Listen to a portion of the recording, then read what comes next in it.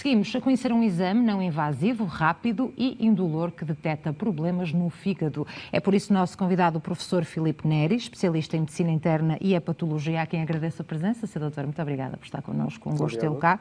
Ora, que tipo de exame é este? Como é que funciona? Muito bem, obrigado pelo convite uma vez mais.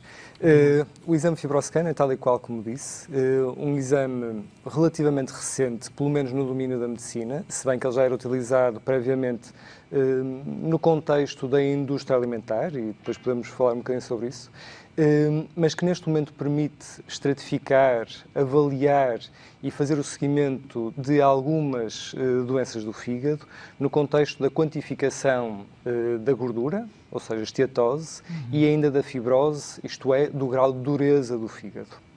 Em alguns casos é mais eficaz até que a biópsia?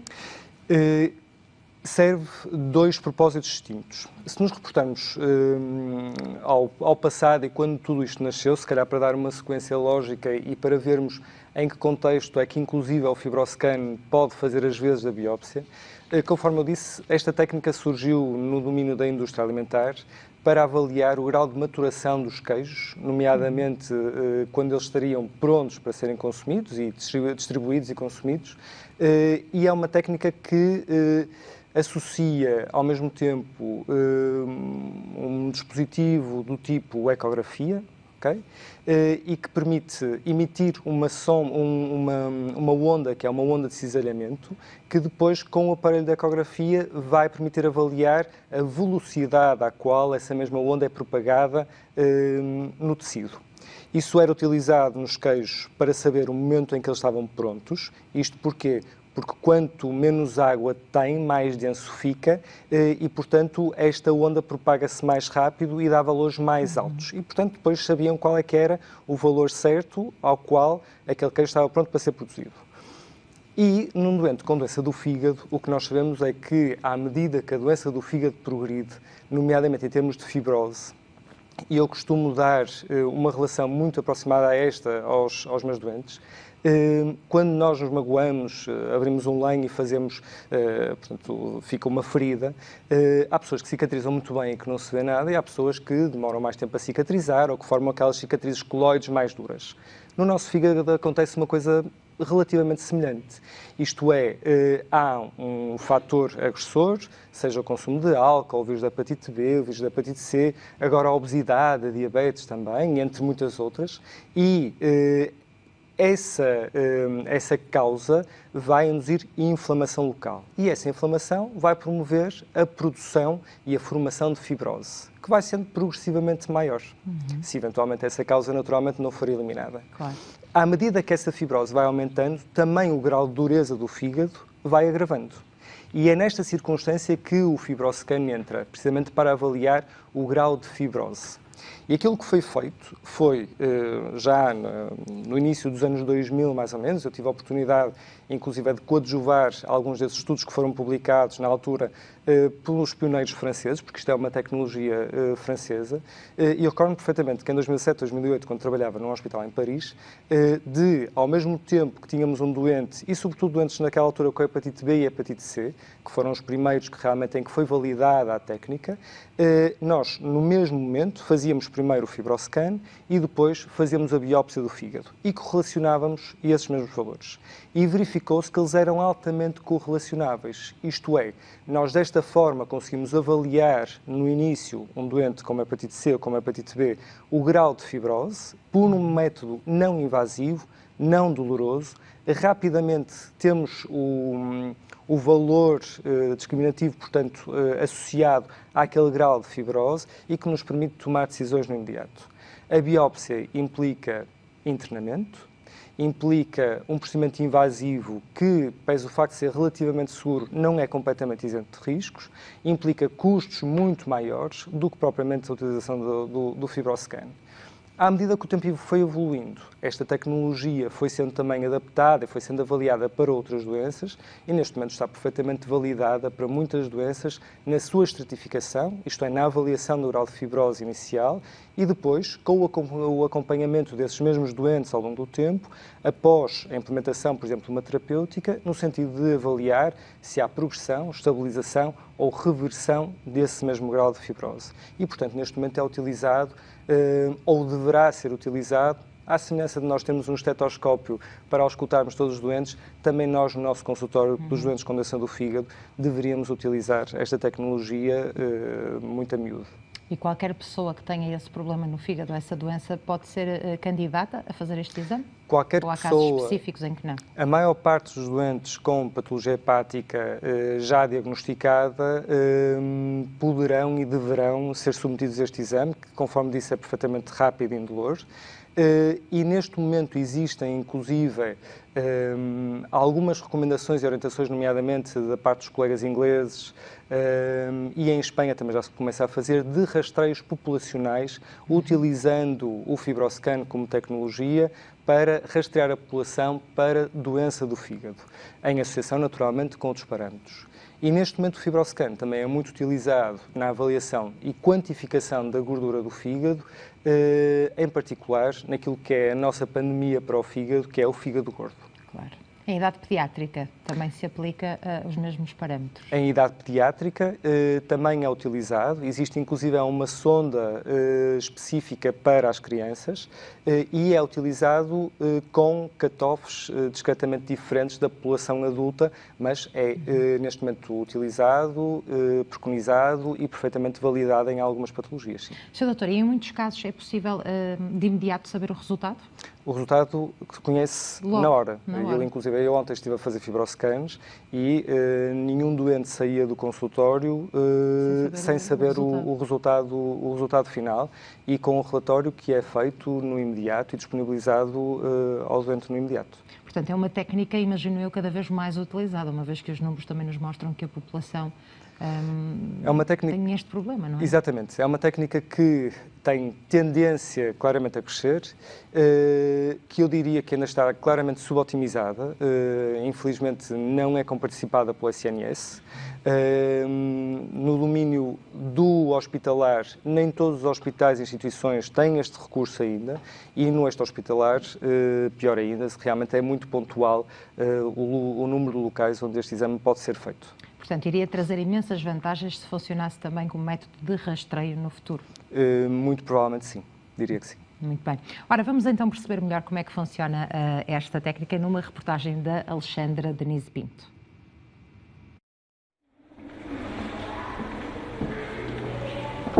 Posso?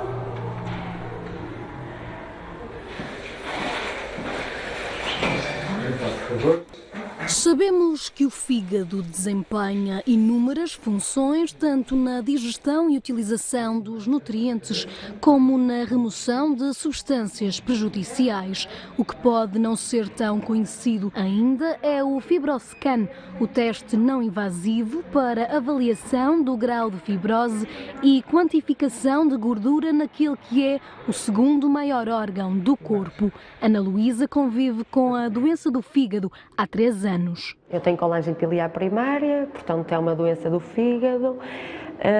E o que é que eu lhe posso dizer? É uma doença autoimune, portanto não há propriamente uma lógica para isto ter acontecido. O facto é que, pronto, aliás, eu não sinto nada. Eu não tive qualquer sintoma até hoje, portanto, e já o diagnóstico foi em 2018. Eu faço uma vida perfeitamente normal e não sinto absolutamente nada. Até porque é uma doença muito silenciosa, as coisas vão ficando ali, portanto, o diagnóstico, por norma, já é assim um bocadinho mais tardio. Eu, se calhar, tive aqui a sorte de, entre aspas, de ter aqui um diagnóstico muito prévio, mas de resto eu faço a minha vida perfeitamente normal, eu não tenho qualquer sintoma neste momento. Eu, como estou numa fase em que a doença está mais ou menos, pronto, estável, o doutor segue mais ou menos de meio ano. Não sei o que acontece com outros utentes, realmente há aqui um encurtamento do período, mas comigo, 2 vezes por ano eu faço alguns exames, um estudo analítico, o FibroScan que faço mais ou menos 1 vez por ano. O FibroScan é uma tecnologia relativamente inovadora e recente. Emprega uma base muito semelhante à da ecografia, portanto, na prática é emitido uma espécie de um ultrassom e que, de acordo com a densidade do fígado, isto é, com o grau de fibrose, e esse som vai ser percebido pela própria sonda de uma forma mais rápida ou mais lenta. E isso dá-nos a avaliação da fibrose numa unidade, que são os quilopascais. Quanto maior for esse número, maior é o grau de fibrose. Por outro lado, permite-nos avaliar, através da atenuação da imagem, o CAP, que em inglês significa o Controlled Attenuated Parameter, e que nos dá uma extrapolação da quantidade de gordura que o doente tem no seu fígado. A Sona Ana Luísa, de facto, tive conhecimento da alteração analítica dela através da irmã, eu já sigo a irmã há alguns anos esta parte, tem também uma colangite biliar primária, com uma gravidade, de facto, um bocadinho diferente, e a própria resolveu, por modo próprio, fazer um estudo analítico que veio alterado, deu à irmã, que me trouxe uma consulta e, naturalmente, que eu revi a doente, portanto, a Sona Ana Luísa. E fiz na altura o diagnóstico de uma colangite biliar primária também, estratifiquei e iniciamos então o tratamento adequado. A colangite biliar primária é uma doença que acompanha a pessoa durante toda a vida. Em muitos casos mantém-se ligeira ou moderada, sem perturbações do funcionamento do fígado, todavia pode evoluir para cirrose e falência hepática. É por esta razão que, tal como na maioria das doenças, é fundamental que o diagnóstico seja feito tão precocemente quanto possível. Todos nós vivemos uma vida o mais saudável possível. E pronto, quando sabemos que temos um problema de saúde, se calhar tentamos pensar ou repensar algumas coisas que fazíamos até então. Mas claro que não vivo obcecada a pensar que não vou comer aquilo ou não vou fazer isto porque posso prejudicar. Não, até também porque estou numa fase em que as coisas não estão assim ainda tão evoluídas ou assim tão grave. Mas não penso muito nisso, faço a minha vida dentro do que é normal e tento levar uma vida saudável. Acho que isso é o mais importante, claro que sim, em qualquer doente ou não, porque nós hoje somos saudáveis e amanhã podemos não ser e, portanto, isto é sempre o mais importante.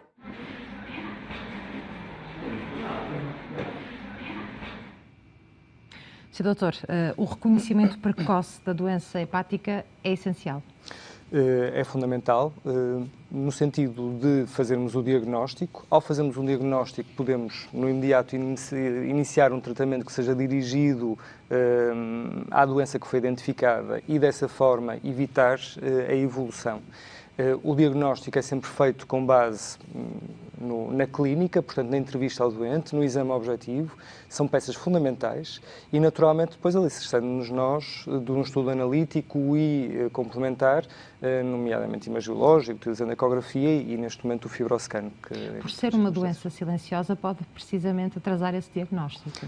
Exatamente. Nós temos vários doentes que nos chegam às mãos em várias circunstâncias, ou num primeiro momento de descompensação da sua cirrose, ok? Portanto, numa situação já muito evoluída da doença, porque surgem encefalopatas, isto é, com alteração do estado de consciência, com o primeiro episódio de hemorragia digestiva hipertensiva por ruptura de varizes que surgem decorrentes da hipertensão portal a nível do esófago, ou por um aumento do perímetro abdominal, portanto, do tamanho da barriga, por líquido que fica no seu conteúdo, e, portanto, surgem-nos nessa fase, já fases muito avançadas da doença, ou então, em circunstâncias em que o doente faz um estudo analítico por outro motivo qualquer e há uma perturbação, um distúrbio do seu perfil analítico habitual, isso leva depois a que seja feita um workup diagnóstico dirigido, ou então que o doente faça uma ecografia por algum motivo e se veja que há alguma alteração, um fígado com uma alteração morfológica,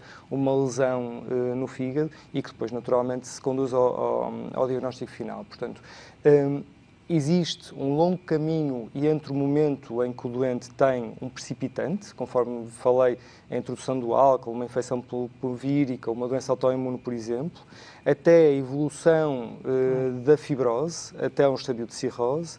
Depois eu costumo dizer que existe um período, mais ou menos de 10 a 15 anos, em que o doente passeia a sua cirrose alegremente sem saber que a tem, que é o chamado período de lua de mel, digamos assim, e depois finalmente ele tem um precipitante, tem um primeiro episódio de descompensação da sua doença do fígado, da sua cirrose, e depois daí até, quer dizer, um prognóstico pior, nomeadamente o evento morte podem decorrer 5 anos, por exemplo, mas isso depende muito da identificação nessa altura do precipitante, do seu tratamento ou remoção, do tratamento dirigido e, naturalmente, do suporte todo que nós podemos fazer do doente nessa altura. Leva-me a perguntar porque é que todos nós, em idade adulta, não fazemos este exame? Seria exagerado? Julgo que sim, isto é, os exames de despiste habituais que nós fazemos e nós falamos muito dos rastreios oncológicos, é quando existe claramente um benefício em os doentes fazerem um exame em que, identificando essa doença, vamos condicionar o prognóstico. É o caso do despiste do cancro da mama na mulher, do cancro do colo do útero ou do cancro do cólon a partir de determinada idade, porque sabemos que a identificação de lesões precoces vão, de facto, alterar a história natural da doença. Relativamente à questão das doenças do fígado, nós estamos a começar a avaliar essa possibilidade. Conforme eu referi, o NIHSS, portanto, que é o sistema de inglês, já veio, em plena pandemia, salvo erro, em junho do ano passado, dar as primeiras orientações nesse sentido, a aconselhar o despiste populacional, mas, sobretudo, há grupos de risco que devem ser identificados. Como seja o caso, e isto já desde 2018, salvo erro, ou 2017, a Associação Europeia de Estudos do Fígado, em conjunto com a Associação Europeia de Obesidade e a Associação Europeia de Diabetes, vem emanar recomendações que são muito importantes e que são raramente seguidas. Nomeadamente, doentes com diabetes com mais de 50 anos, com obesidade associada, devem fazer despiste de doença do fígado. Os doentes diabéticos, nós sabemos que têm complicações macro e microvasculares decorrentes da sua doença. Nunca nos esquecemos de pedir uma avaliação por oftalmologia anual para avaliar se tem a chamada diabetes nos olhos, portanto, a retinopatia ou outras repercussões em órgãos-alvo. Mas o facto é que o fígado pode ser um órgão atingido pela diabetes, não só em termos da acumulação de gordura, originando assim o fígado gordo, como também algumas doenças vasculares do fígado. Claro. E relativamente à questão do fígado gordo, nós não nos podemos de facto esquecer que o impacto a nível global é gigantesco. Espera-se que até o ano 2030, nos Estados Unidos da América, seja a principal causa de transplante e isto rapidamente vai evoluir nesse sentido. Nós temos cerca de 1/4 da população mundial obesa, 1/4 da população mundial com fígado gordo e sabemos que os doentes com fígado gordo podem ter esta evolução que eu já falei acerca da doença do fígado e que têm, inclusive, em estadios que não são os de cirrose, portanto, um bocadinho mais precoces, maior probabilidade de vir desenvolver cancro do fígado. Portanto, e esses doentes têm que ser obrigatoriamente reconhecidos, diagnosticados, seguidos e tratados. E o tipo de seguimento que deve ser dado a este doente após o diagnóstico, até porque eu diria que, infelizmente, nós ainda não temos... existem várias moléculas que estão em estudo para tratar o fígado gordo, mas aquilo que nós sabemos é que devemos controlar os fatores de risco para a doença cardiovascular, que são aqueles que lhes estão associados, e, sobretudo, de forma imperiosa, a recomendação nutricional e de exercício físico. E que é, eu diria, extraordinariamente difícil nós, numa consulta periódica, conseguimos fazer e atender a todas estas vertentes e, portanto, estes doentes devem ser orientados por uma equipa de nutrição dedicada, por um profissional de educação física que seja especialista em treino personalizado dirigido a isto, porque nós sabemos que a diminuição de pelo menos 5% do peso corporal e dependendo da gravidade da situação, que deve ser inclusive superior a 10% do peso corporal, tem um impacto enorme no outcome destes doentes e, portanto, mais uma vez eu digo, é preciso ser reconhecido e gerido por uma equipa multidisciplinar que, de facto, saiba gerir estas situações destes doentes. As manifestações e os sintomas numa fase inicial de quem tem fígado gordo também são silenciosas? Completamente silenciosas. Aliás, foi como disse, a maior parte dos doentes em que é identificado o fígado gordo é porque fazem uma ecografia por algum motivo e que, na descrição do relato, o colega descreve esteatose hepática. E nós sabemos que quando essa esteatose, isto é, a gordura no fígado, é avaliada na ecografia, em primeiro lugar, é um dado subjetivo. ao contrário do FibroScan, que quantifica verdadeiramente a quantidade de gordura que o doente tem, e passa pelo nervo, o facto é que se o colega que faz a ecografia vê um fígado um bocadinho mais brilhante, é um fígado com infiltração de gordura. E normalmente isso é perceptível quando nós temos acima de 20, 30% de infiltração de gordura, o que é bem acima do cut-off que nós determinamos em termos histológicos, que é superior a 5%. Portanto, são doenças claramente silenciosas, felizmente, em muitos casos, não progressivas, mas que os devemos claramente identificar precocemente. E o tratamento passa também por essas mudanças de hábitos, nomeadamente a atividade física, alimentação. Há aqui também algum tratamento medicamentoso? É fundamental as medidas básicas, conforme disse muito bem, da alimentação. A alimentação mediterrânica verde, portanto, além da mediterrânica agora, com o retirar as carnes vermelhas da dieta, o consumo de nozes, por exemplo, quase até 30 gramas por dia, portanto, e sobretudo muitos verdes no prato, de facto isso tem implicação importante na gênese e na evolução do fígado gordo, e o exercício físico bem monitorizado, e atenção, eu não estou a falar do exercício físico para os doentes irem correr a maratona, como é evidente, claro. Não é? É um exercício físico adaptado a cada situação. Nós não nos podemos esquecer que estes doentes têm muitas vezes comorbilidades, patologia cardíaca, patologia osteoarticular, inclusive devido à obesidade, com dificuldade na mobilização, e portanto todo o tipo de exercício deve ser adaptado, deve ser bem orientado e prescrito. E tomando estas duas linhas de pensamento e de tratamento, nós vamos claramente melhorar a condição do doente. E isto é tão mais importante quando nós ainda não temos uma arma terapêutica que seja adequada para estas situações. Ainda há pouco tempo, numa reunião que houve em Coimbra e que tive a oportunidade de assistir, falava-se precisamente da questão do fígado gordo e que a importância de arranjarmos um fármaco que fosse adequado para estudantes com fígado gordo devia-se precisamente ao motivo que nós não conseguimos controlar a nutrição e o exercício a estes doentes. Que são essenciais. Mas é um princípio completamente absurdo, claro. Porque nós podemos fazê-lo diminuindo o dano e acrescentando efeitos laterais de fármacos, etc. É evidente que quando eu tenho um doente que precisa de um medicamento, eu inicio o medicamento, não tenho dúvida absolutamente alguma. Mas eu diria que o tratamento do fígado gordo assenta em 3 pilares. E é o pilar nutrição, o pilar exercício e o pilar terapêutica farmacológica, no sentido do controle, para já, dos fatores de risco para a doença cardiovascular. Existem alguns fármacos, nomeadamente um que já existe validado, nomeadamente para a colagite biliar primária, que é o ácido obetiquólico, que parece ter algum benefício nos doentes com fígado gordo, mas é um fármaco de uso exclusivo hospitalar e ainda não está orientado dessa forma, portanto nós não o fazemos cá em Portugal, mas os estudos preliminares parece que pode ter algum benefício. E existe, conforme eu disse, várias outras moléculas neste momento que estão em investigação para, eventualmente, num futuro relativamente próximo, nós começarmos a tratar o fígado gordo também com base farmacológica. E essa é uma orientação que deve ser mantida sempre, ainda mais agora nesta época que se aproxima, em que é normal, não é, cometerem-se alguns excessos alimentares e, portanto, é preciso também ter cuidado com a alimentação, não é? Natal, passagem do ano... Exatamente. Mas eu também costumo dizer que a exceção não é a regra.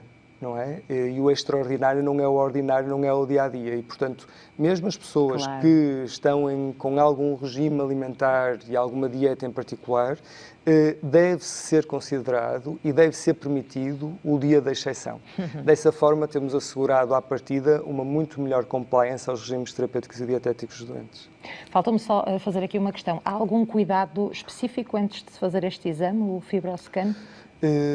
Nada em particular. O FibroScan, para ser realizado em condições ótimas, implica que o doente, por norma, tenha um período de jejum prévio, no mínimo 3 horas, e que, depois de dar entrada no consultório onde se faz o exame, esteja deitado na marquesa pelo menos 5 minutos antes de se fazer o exame.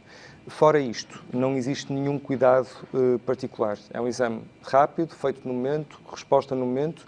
Há algumas situações que têm que ser avaliadas em particular, isto é, a colestase extrahepática, por exemplo, quando nós temos uma obstrução ao normal fluxo da bilis, portanto, é uma situação em que não deve ser feito porque é difícil de interpretar.